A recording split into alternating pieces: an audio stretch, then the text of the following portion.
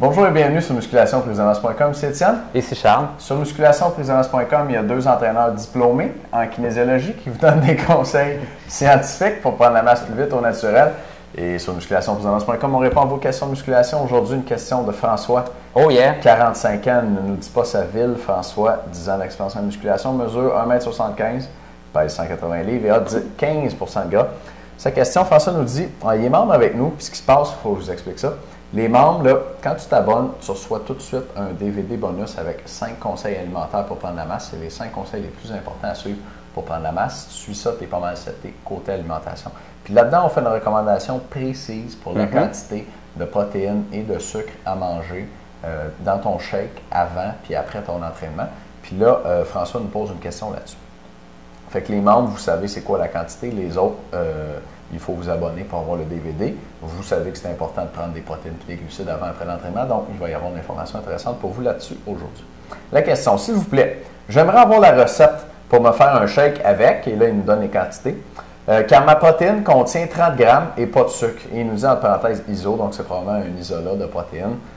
Pourquoi pas de whey, de petit lait, puis il n'y a pas de sucre dedans.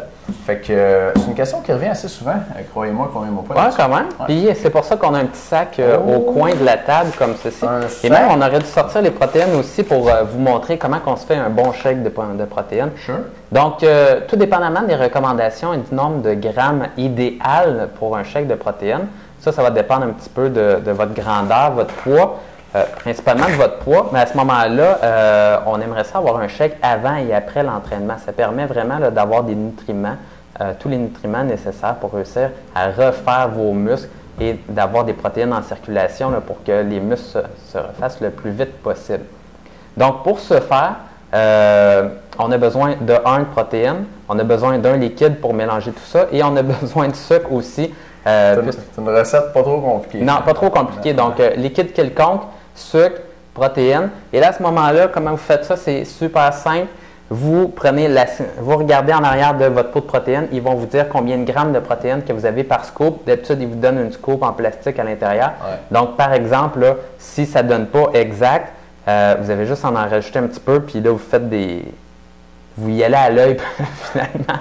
Ben, regarde, comme exemple, d'habitude, la scoop, c'est 30 grammes de protéines. Ouais.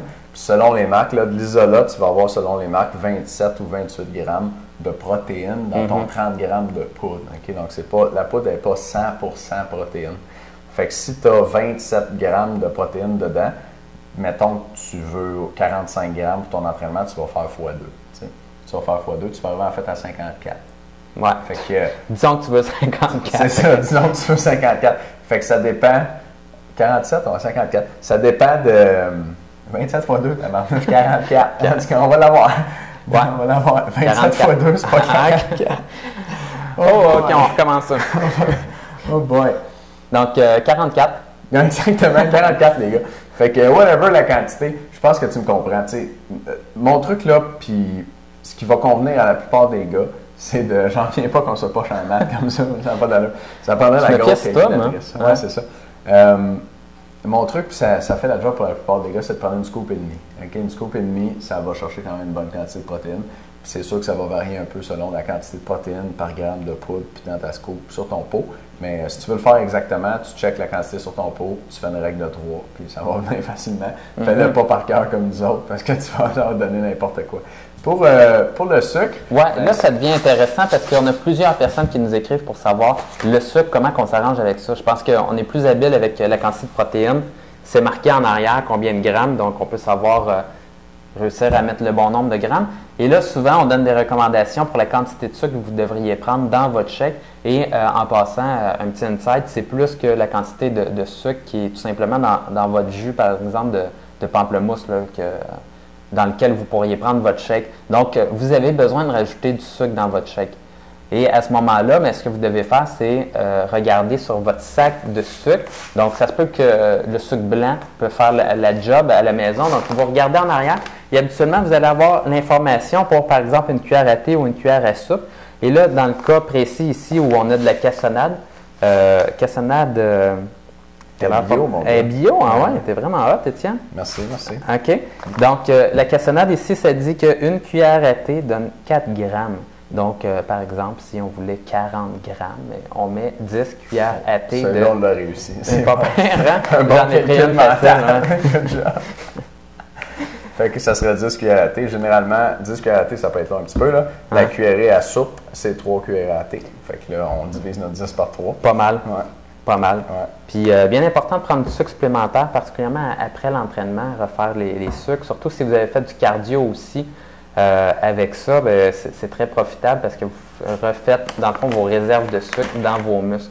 Et d'ailleurs, cette semaine, on a une semaine thématique. Donc, c'est la semaine spéciale de la méthode 4x20.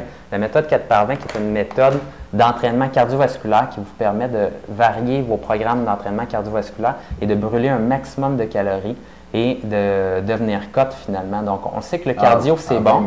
En 20 minutes? En 20 minutes. Ça comprend l'échauffement, ça? Tout compris. Tout compris. Fait que vous avez les taxes aussi. Là. 20 minutes, tu as payé tes taxes, tes impôts, puis tes cotes. C'est réglé. Ouais. Donc, la méthode 4x20, c'est vraiment ça. On vous dit comment faire vos intervalles, comment les varier d'une séance à une autre pour vraiment avoir l'effet maximal sur le brûlage de gras et comment devenir cut et avoir vraiment un cardio de l'enfer. Si vous suivez ça, vous allez avoir un méchant cardio. L'information là-dessus va être en dessous de vidéo. Et puis, en fin de semaine, samedi, dimanche, on va repasser un enregistrement d'une formation, excellente formation que Charles a donnée là-dessus, qui s'intitule « Pourquoi tu n'es pas cut et tu n'as pas un bon cardio ». C'est ça. 5 raisons. Si tu te poses la question, j'y réponds en fin de semaine. C'est pas ça. Fait que samedi, dimanche, ça va être disponible toute la journée. Les membres, dans un instant, on va discuter davantage des shakes avant, après l'entraînement, puis la quantité de grammes de protéines et de glucides à mettre dedans. On se dit ça dans une seconde. À bientôt. Salut.